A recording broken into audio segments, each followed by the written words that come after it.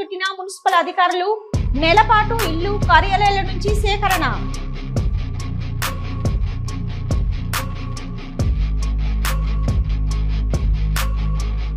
పర్యావరణాన్ని పరిరక్షించడానికి పురపాలక శాఖ వినూత్న కార్యక్రమాన్ని చేపట్టింది. ప్లాస్టిక్ లోనే భూమిలో కలవని పాత ఎలక్ట్రానిక్ సామాగ్రి, పాడైన పరికరాలను సేకరించి రీసైక్లింగ్ చేయించాలని నిర్ణయించారు.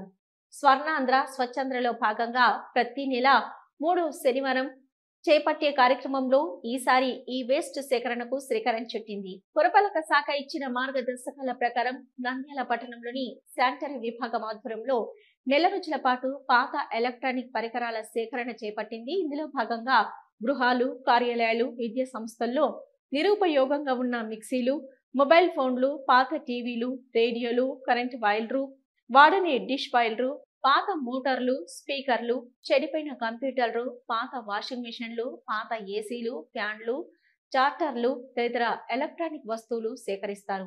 వీటన్నింటినీ ఒక చోటకు చేర్చేందుకు ప్రణాళిక.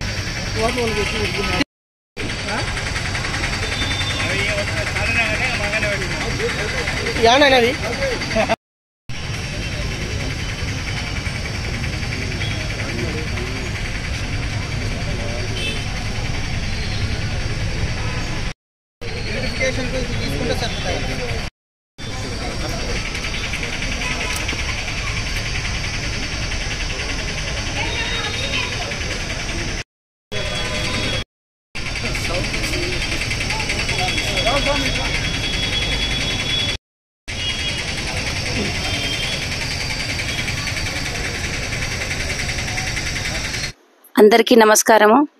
ఈరోజు ముఖ్యంగా మన గౌరవనీయులైన మన ముఖ్యమంత్రి సీఎం చంద్రబాబు నాయుడు గారికి అండ్ మన గౌరవనీయులైన మేడం కలెక్టర్ మేడం రాజకుమారి గణ్య మేడం గారికి అన్నిటికీ మనకు ఇది చాలా ఉపయోగం, ఆరోగ్యమే మహాభాగ్యం అన్నట్లుగా ఈ ప్రోగ్రామ్ ని చాలా చక్కగా నిర్వహిస్తున్నారు. చాలా చక్కగా మంచి ఆలోచనతో జనాలు మంచి ఆరోగ్యంగా ఉండాలని ఈ ప్రోగ్రామ్ ని చేయడం చాలా మంచిగా సంతోషంగా ప్రతి ఒక్కరము వంగి మేము అందరం చేస్తున్నాం ఈ వర్క్ అంటే నిజంగా ఇది చాలా గర్వించదగ్గాల్సిన విషయము.